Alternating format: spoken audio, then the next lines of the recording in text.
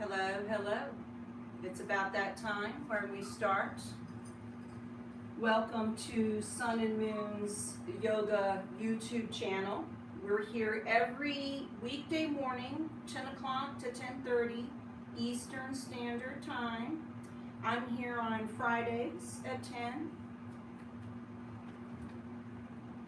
Good morning, Ray. How are you? Hello, hello, hello. So I'm Jennifer Eubank. This is part 5 of my Hips Don't Lie series. Today's practice, I'd like for you to have a chair on hand. So this session we'll be using a chair towards the end.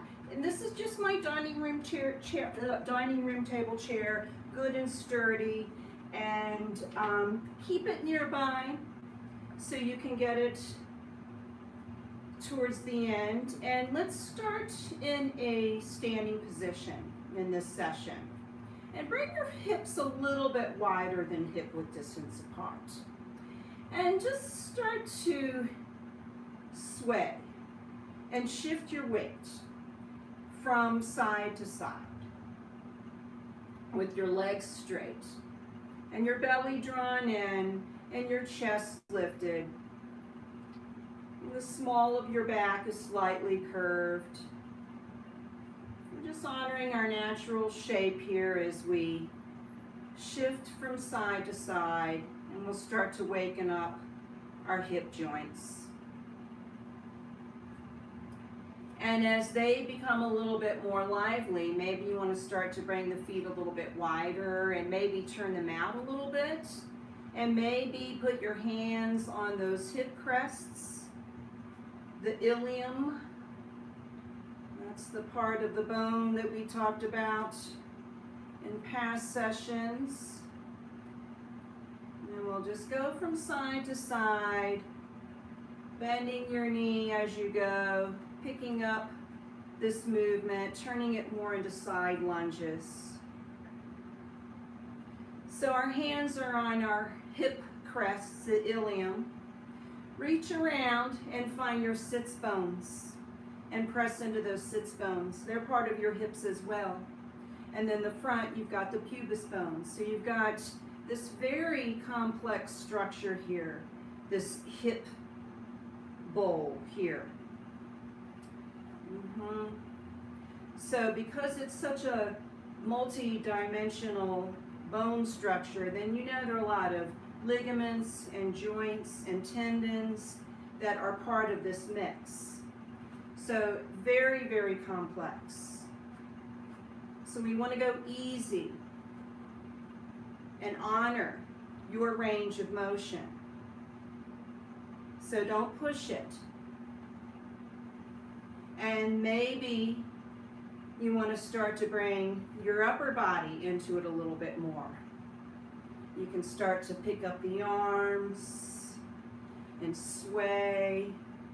Maybe draw some circles and feel your rib cage lifting up off your hip structure. And we'll just go a few more rounds like this. You can keep your arms moving, keep waving around.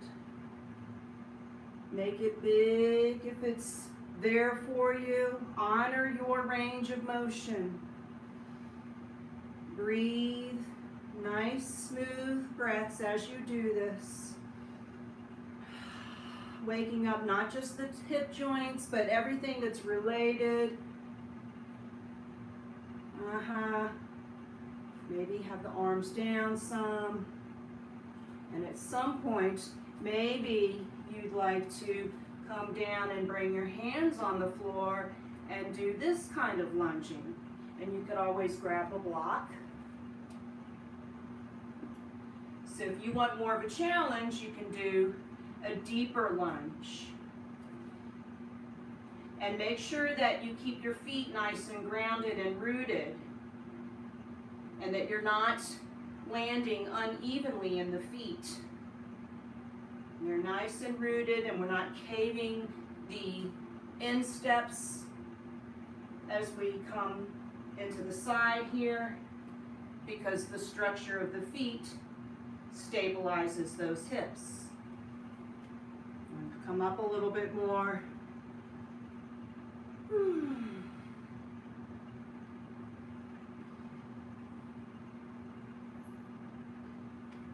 then as you're ready, come back to center. Maybe bring the feet a little bit closer in and put your hands on your hips. And stand nice and tall. Draw your belly in and lift your chest. Feel the small of your back. Take a few breaths here. So we talked about the bone structure of the hips, but there's some other key players here. The thigh bones, the femur bones, as well as your sacrum, the part of the spine that's in between the hips. So if you put your hands on your back, really more on your bum, in between the hips. That's where your sacrum is.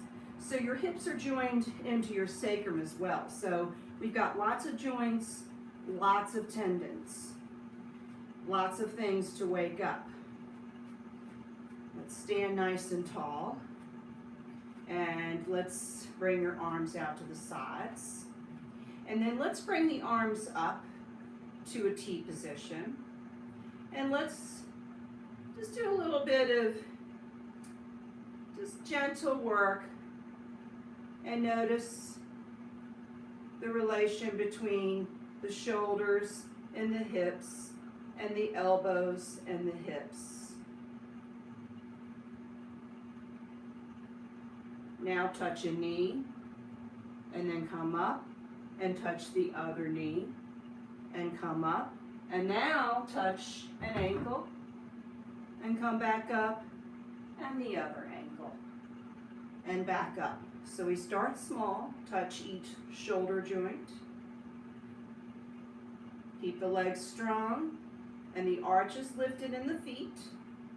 And you touch the elbows, then the hips. Real simple.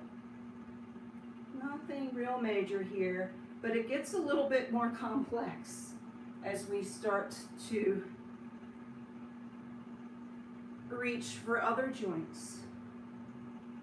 We're going to do this one more time.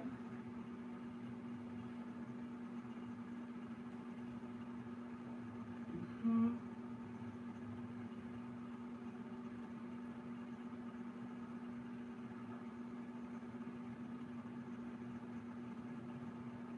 we'll go down and touch the hips. And as we touch the knee, we're flexing our hips, meaning we're bringing our torso closer to our thighs.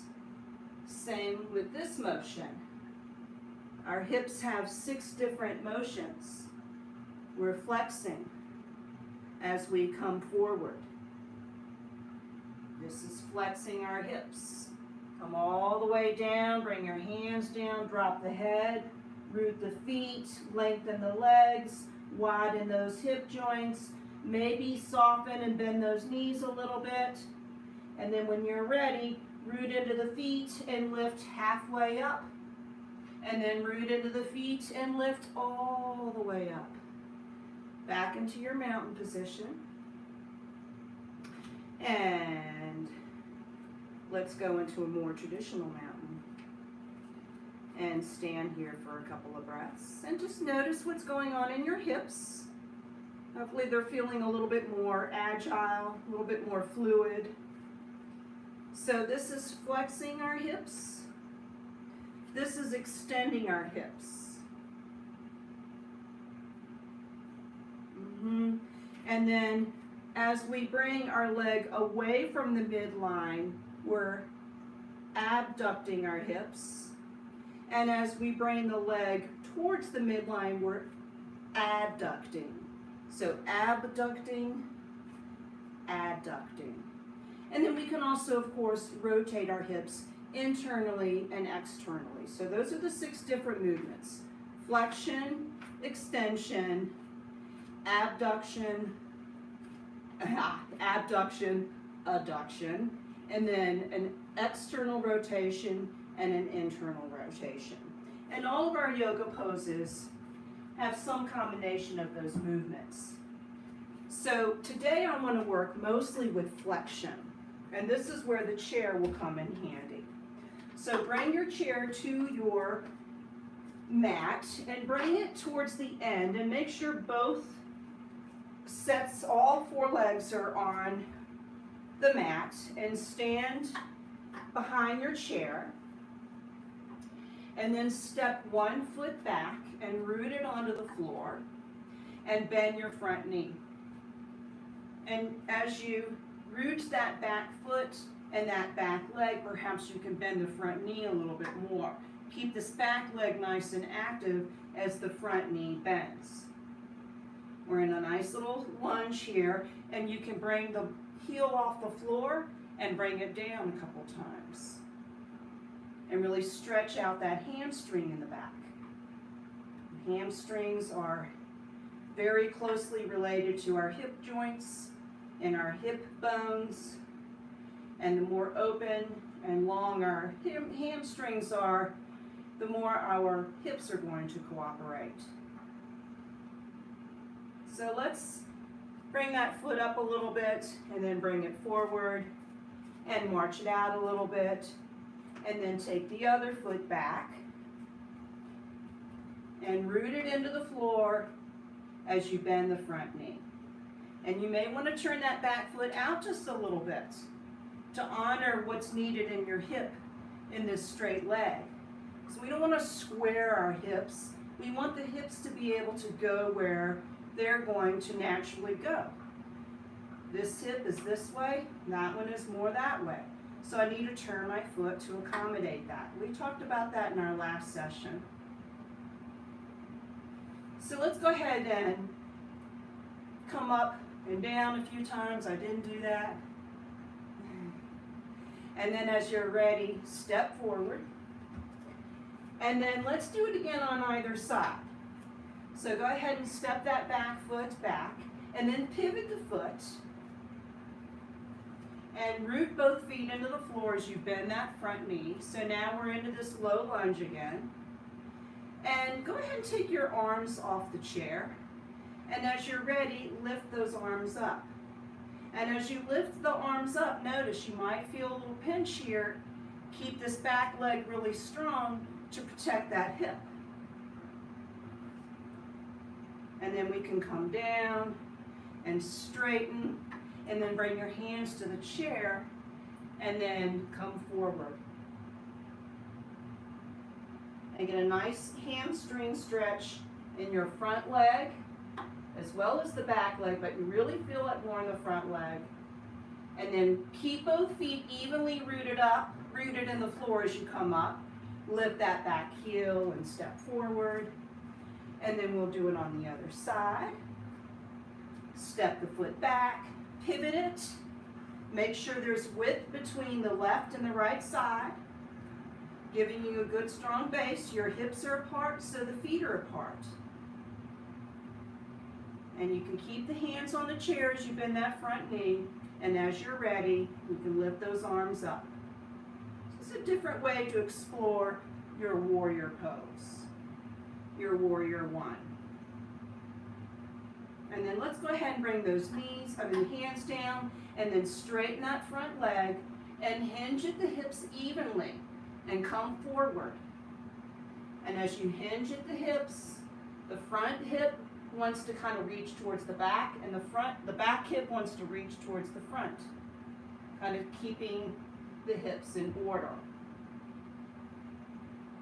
And then we'll lift back up, and then come up on the ball of that back foot and press into that front foot as you bring the back one back up to the front.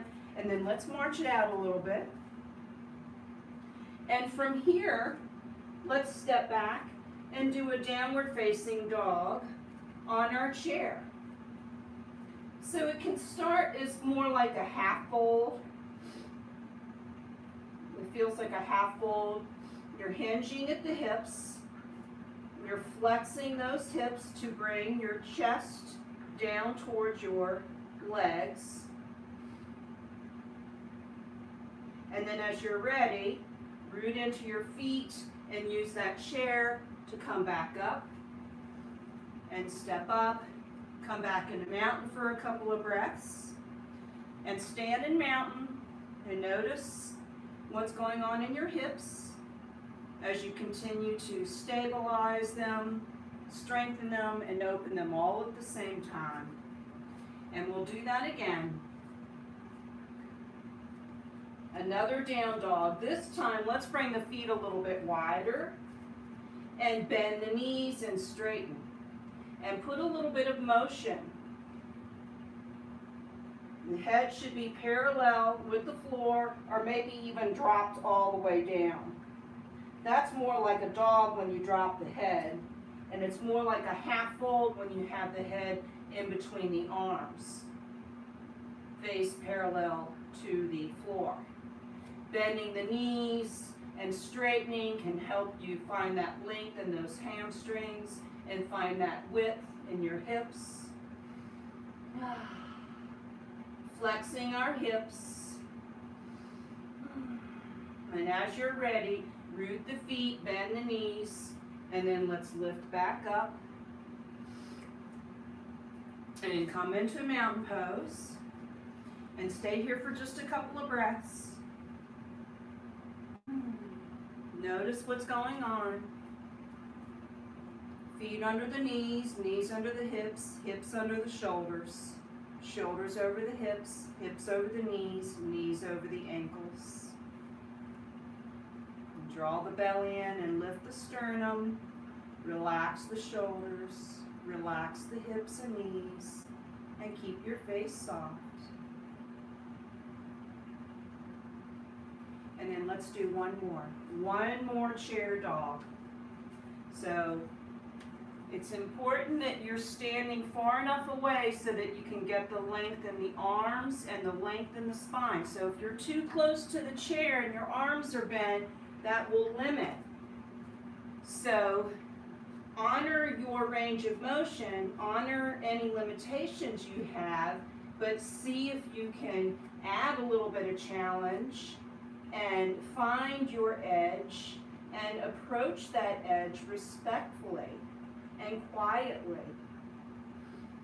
with breath and patience so that you don't harm your body as you stretch it out, strengthen it, and work through these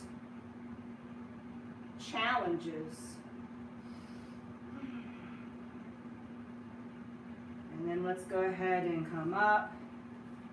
That's a really nice version because if you do downward facing dog on the floor a lot and you can't get your heels all the way to the floor, you're guaranteed to have those heels on the floor. And so you can really stabilize the feet and stabilize the legs, which means you're stabilizing these hips.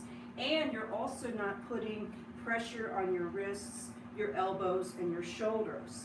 So if dog is difficult for you and you can't get those feet down, all the way down on the floor, I highly recommend this version because you can really, really explore your dog and understand what it can do for these hip joints and your sciatic joint, where the sacrum meets up with those hips in the back. Okay, so for this next part, we will lie on our floor and we will do legs up a chair pose. And we have Miss Alex Levin to thank for this because I took her class the other night and she reminded me of this pose. And so now I've been doing it a lot this week. And it's a really nice pose. So we'll work the chair into our last part. And if you've done legs up the wall, it's very similar. You bring your bum close to the chair and you lie back. And you bring those legs up and you settle in. And settle into this general shape. So our hips are flexing. And if you want to flex those hips even more, feel free to bring those knees into the chest for a breath or two for some Apanasana and do some wind relief. And you can always extend the legs up to the ceiling. And you can do a little bit more work here before we settle in to this pose. So if you're not quite ready to settle in, feel free to do some of that.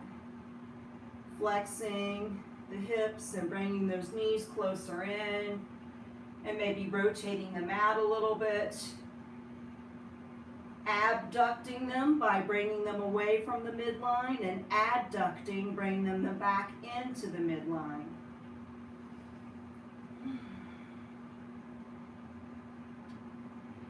And then as you're ready, we'll settle back into legs up the chair pose.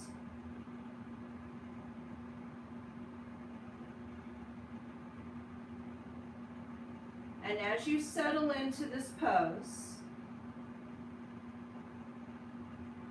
note the structure of your body. First, the structure of your body. The lines, the shoulders over the hips over the knees over the ankles.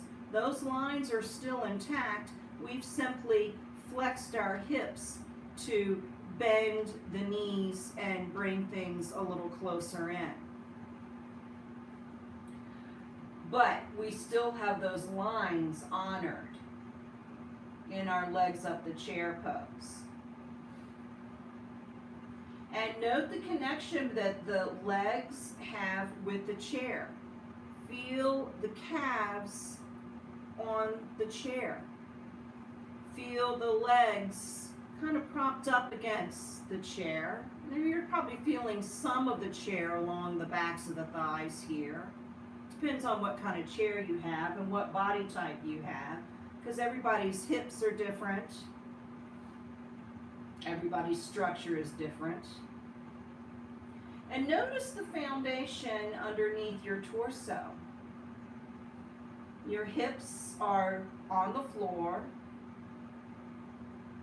Notice your sacrum. Maybe kind of wriggle your hips a little from side to side and feel that sacrum, the sacred bone, the spine that's in, the part of the spine that's in between the hips. And we'll be exploring the sacrum much more in the coming weeks. But this pose, you can really feel the sacrum even more so than a regular Shavasana, because our weight is kind of on that sacrum. And this is a really nice pose if you have lower back issues. And if you're feeling nervous and tired, it can bring energy yet calm you down at the same time.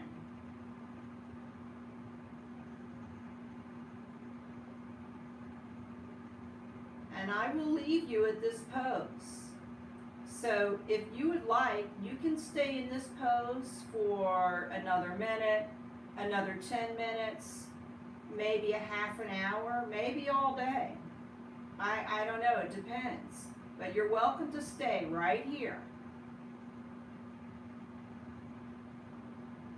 She says as she stays right here, stalling her exit. I'm not ready to get out of this pose yet, but I feel the time is ticking away.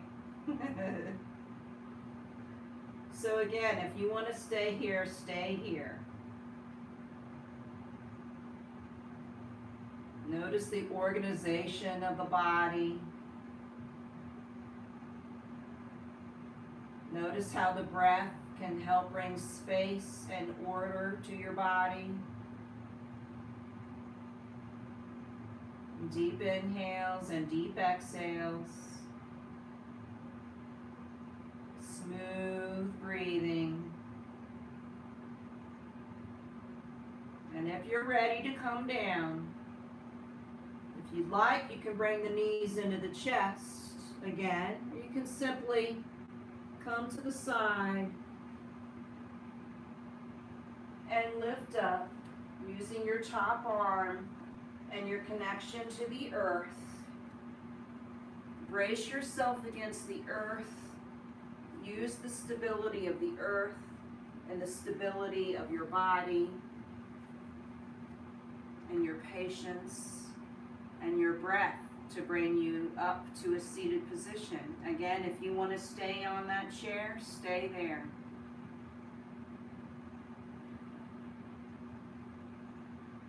And if you've risen up, just take a few breaths in your easy pose, Sukhasana. I'm not with the blanket today. Usually I sit on a blanket. Now I'm straight, flush with the floor, rooting into that earth and rooting into my body, drawing the belly in and lifting my sternum, but letting my shoulders and my knees relax and my face soften. I'm going to take my mind back into my hips one more time. Breathe as I contemplate my hips and my sacrum, the section of the spine between the hips.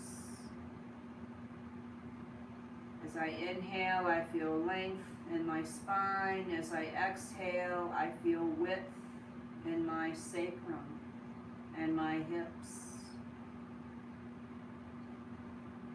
And as you're ready, let's bring our hands to heart center. Namaste.